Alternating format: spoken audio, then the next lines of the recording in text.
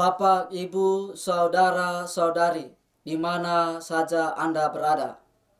Pada kesempatan ini, saya akan membawakan renungan di bawah tema menghayati iman Maria dalam hidup kita. Merenungkan tentang Maria sebagai penghayatan iman. Tentunya pertama-tama kita harus tahu dan paham siapa itu Maria dalam gereja Katolik dan ajaran Kristiani.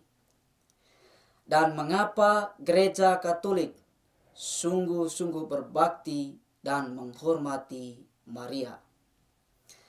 Dalam dokumen Konsili Vatikan II, Lumen Gentium, artikel 62, berbicara secara khusus atau membahas secara khusus tentang Maria Pengantara atau yang dikenal dengan istilah Maria Mediatrix, yang pemahaman ini sudah ada sejak abad ke-6. Sebagai pengantara, Maria adalah juru bicara dan penolong kaum beriman.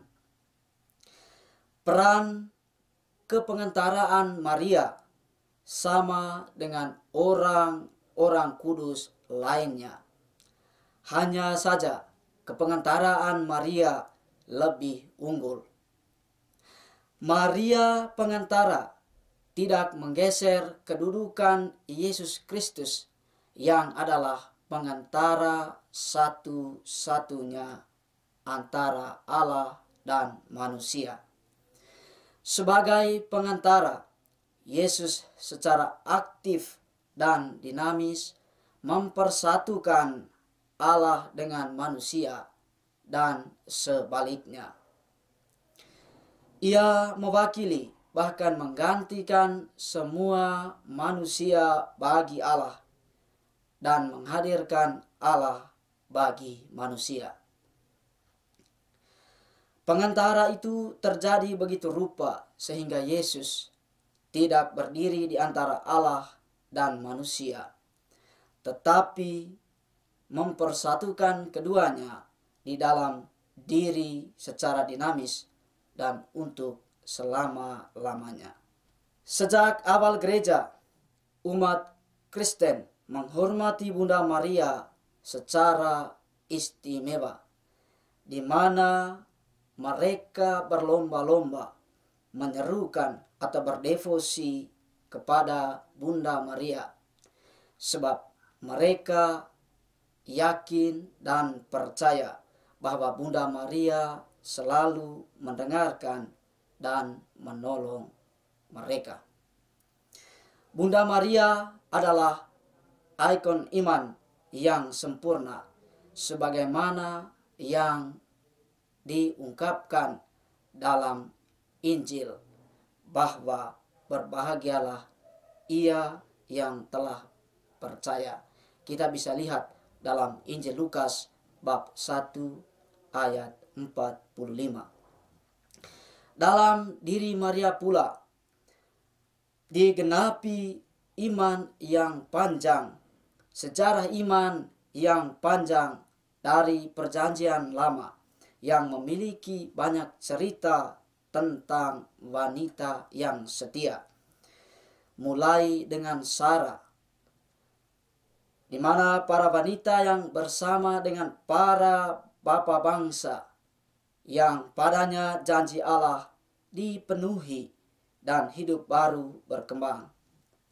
Dalam kepenuhan waktu, sabda Allah disampaikan kepada Maria dan ia menerima sabda itu dalam hatinya, dalam seluruh hidupnya, sehingga di dalam rahimnya sabda itu dapat menjadi daging dan lahir sebagai cahaya bagi umat manusia.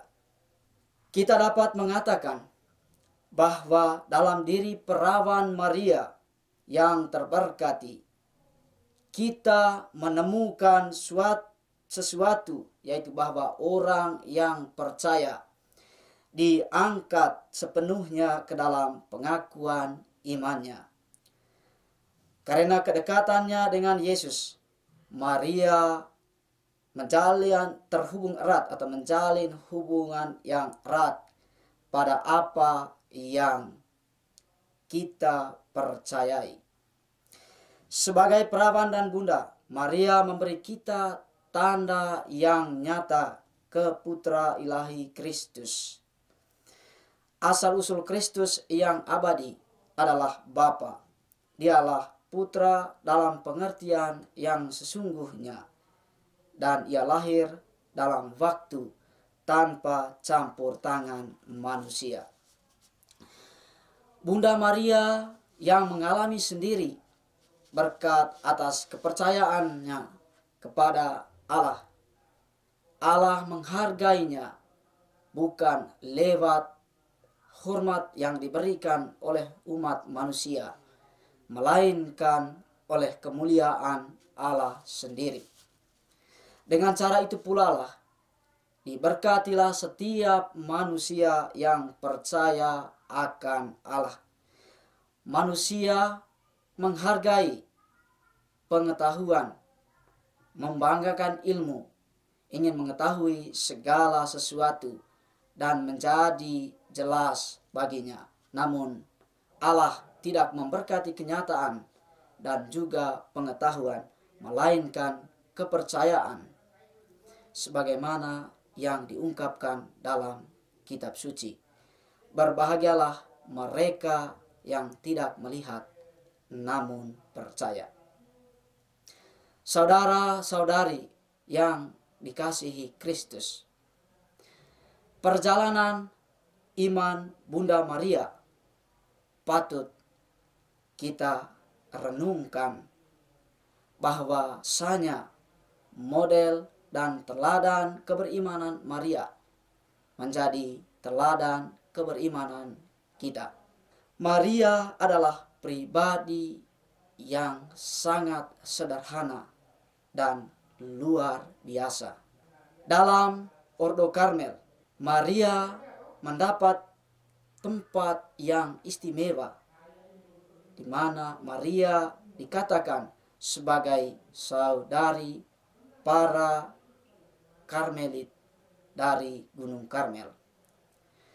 Sebagai saudari Maria atau menjadikan kita panutan, di mana kita adalah rekan dalam mendaki Gunung Karmel untuk mencapai persatuan dengan Allah. Keistimewaan Maria patut kita teladani atau patut kita tiru supaya kita dapat bersatu dengan Allah. Pertanyaannya, apa yang kita mau pelajari dari sosok Bunda Maria? Tentu ada banyak keutamaan yang ada dalam diri Maria. Pertama, Maria adalah sosok yang sangat sederhana.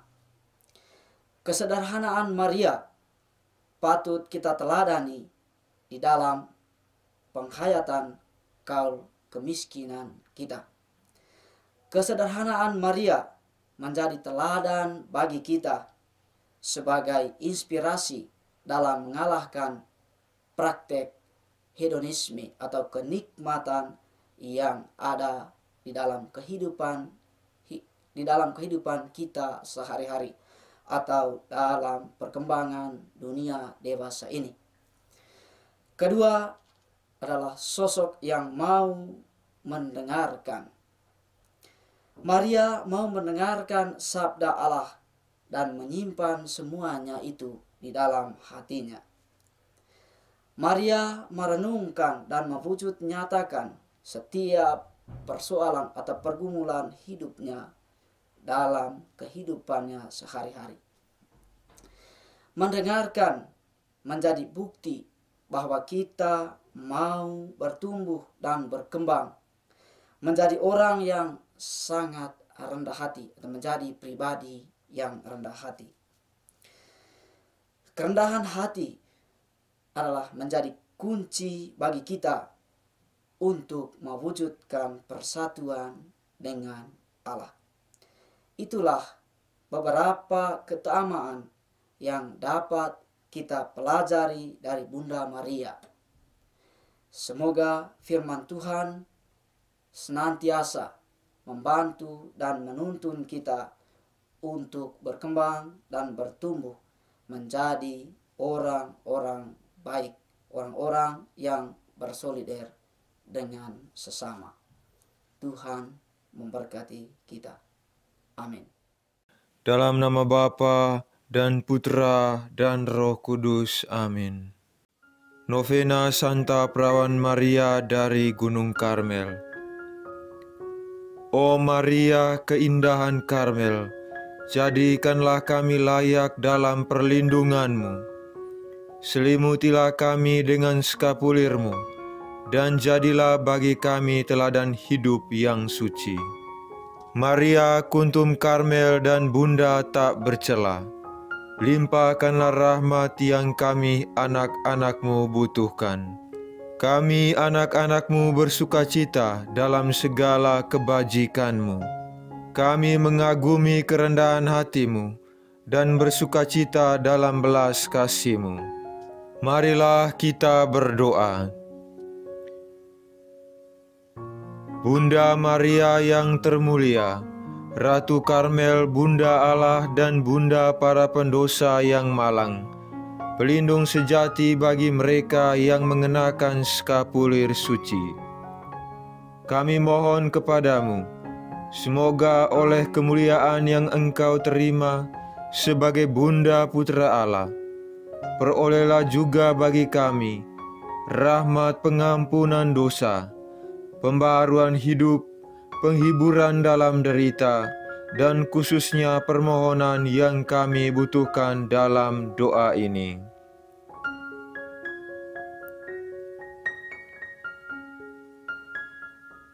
Jika semuanya ini sesuai dengan kehendak Putra-Mu yang hidup dan memerintah selama-lamanya.